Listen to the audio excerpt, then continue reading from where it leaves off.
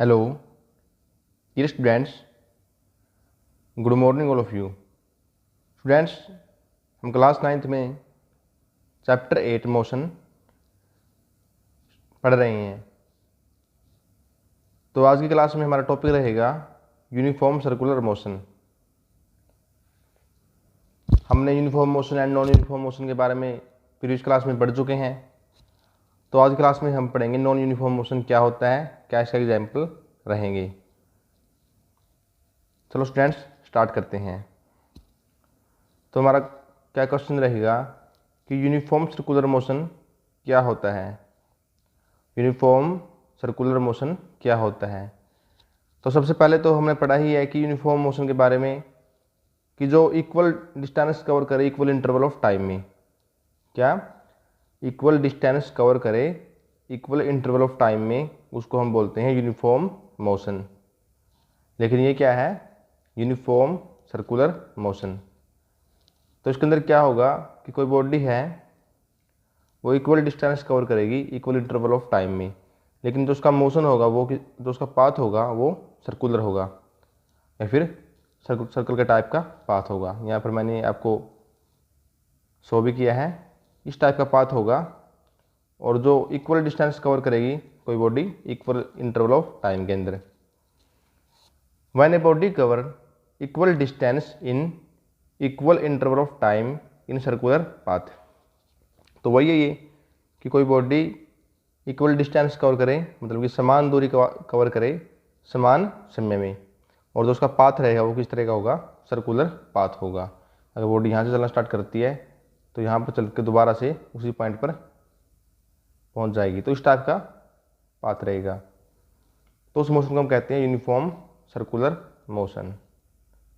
उसके बाद second point क्या रहेगा, motion in a circular path is always accelerated even through speed is constant.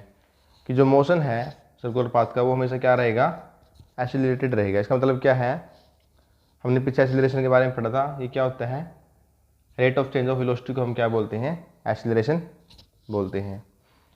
तो ये हमेशा एक्सीलरेटेड रहेगा, क्यों, क्योंकि जो because direction of motion continues changed, क्योंकि जो डायरेक्शन है मोशन की वो क्या होगी, हमेशा चेंज होती रहेगी। अब यहाँ से देखो कोई बॉडी है यहाँ से चलना स्टार्ट करती है तो पहले उसकी डायरेक्शन इस टाइप से रहेगी, उसके बाद डायरेक्शन इस टाइप से हो जाएगी, उसके बाद डायरेक्शन इस टाइप से। तो अगर आप देख रहे हो तो क्या होगा कि हर बार जो डायरेक्शन है वो चेंज हो रही है। तो इसी कारण जो मोशन है वो हमेशा क्या रहेगा, एक्सीलरेटेड रहेगा।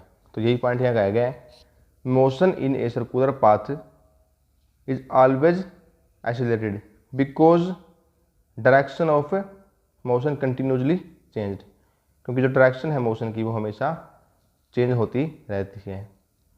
Even through speed is constant, बेशक से जो स्पीड है हमारी वो कांस्टेंट रहे, मतलब स्पीड चेंज हो या ना हो, लेकिन जो मोशन है वो हमेशा एक्सीलरेटेड रहता है। तो स्टूडेंट्स इसका एग्जाम्पल देखते हैं पहले, फिर इसके बारे में पढ़ेंगे कि ये सर्कमफ्रेंस क्या होता है और स्पीड का फार्मूला यहाँ से क्या जनरेट होगा। तो पहला एग्जाम्पल तो क्या रहेगा, motion of minute hand of clock. हमारे सब्जी अगर में क्लॉक है तो वहाँ पर क्या देखते हैं, जो मिंट हैंड है मतलब मिंट वाली सुई या फिर जो सेकंड हैंड है जो सेकंड काउंट करती है वो सुई, तो वो मोशन करती है, उसको हम क्या बोलते हैं, यूनिफॉर्म सर्कुलर मोशन कहते हैं। सेकंड क्या रहेगा example, motion of artificial satellite around earth. जो हमारी पृथ्वी है उसके चारों ओर जो अपने सैटेलाइट लॉन्च किए हैं तो सारे भी यूनिफॉर्म सर्कुलर मोशन कवर करते हैं।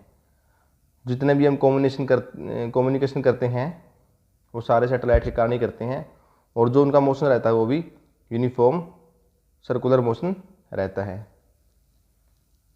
थर्ड पॉइंट क्या रहेगा, rotation of earth around the sun. कि जो हमारी पृथ्वी रोटेट करती है, देखो हमारी पृथ्वी सन के अराउंड रोटेट भी करती है और रिवॉल्व भी करती है। तो तुम्हारा रोटेशन होता है अर्थ का सन के अराउंड, उसको हम वो भी क्या है, एक यूनिफॉर्म सर्कुलर मोशन है। तो सभी स्टूडेंट्स 3 एग्जाम्पल मैंने इसके नोट किए हैं यहाँ पर। टू एग्जाम्पल आपको खुद अपने आप देख के और वो अपनी नोटबुक पर नोट करने हैं या फिर उतारने हैं।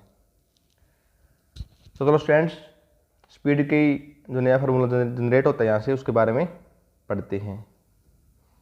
तो सबसे पहले तो कोई भी सर्कल है इस टाइप से, और इस टाइप का जो मोशन होगा उसी को हम सर्कुलर मोशन बोलते हैं। तो ओ हमारा कोई सेंटर है और जो इसकी रेडियस है हमारी त्रिज्या, वो क्या है, कैपिटल आर, हम उसको मान लेते हैं। तो जो डिस्टेंस, अगर हमने यहाँ से कोई बॉडी है वो चलना स्टार्ट करती है, या फिर कोई कार है वो यहाँ से चलना स्टार्ट करती है, उसके बाद यहाँ चलती है, यहाँ से चलने के बाद इस टाइप से वो वापस इसी पॉइंट पर पहुँच जाती है।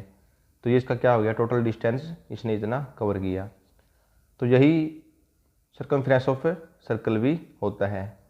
तो इसी कारण जो टोटल डिस्टेंस कवर है उसको हम क्या, किसके इक्वल मानते हैं, सर्कमफ्रेंस ऑफ सर्कल के इक्वल मानते हैं, क्योंकि इसी को हम डिस्टेंस कवर बोलेंगे किसी भी बॉडी के द्वारा, और यही सर्कल का सर्कमफ्रेंस भी होता है। तो आपने फिर इस क्लास में पढ़ा ही होगा कि सर्कमफ्रेंस ऑफ सर्कल क्या होता है, 2πr, जो आ रही है हमारे क्या रहती है, रेडियस या फिर त्रिज्या।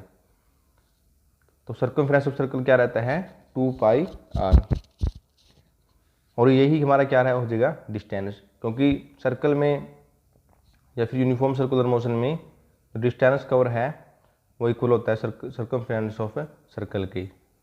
तो स्पीड क्या हो जाएगी, डिस्टेंस अपॉन टाइम, इसके बारे में हमने पहले पढ़ा है। तो इसमें वैल्यू पुट करते हैं हम, speed is equal to distance किसके इक्वल हो जाएगा, 2πr के अपॉन टाइम t। तो स्टूडेंट्स, ये हमारा यहाँ से स्पीड का नया फार्मूला जनरेट होता है, जो हमारा आगे न्यूमेरिकल में यूज होगा। तो ओके, थैंक यू क्लास। हमारा चैप्टर 8 यहीं पर कंप्लीट होता है, इसके न्यूमेरिकल रहते हैं, वह अभी हम नहीं करेंगे, अभी हम नेक्स्ट चैप्टर स्टार्ट करेंगे।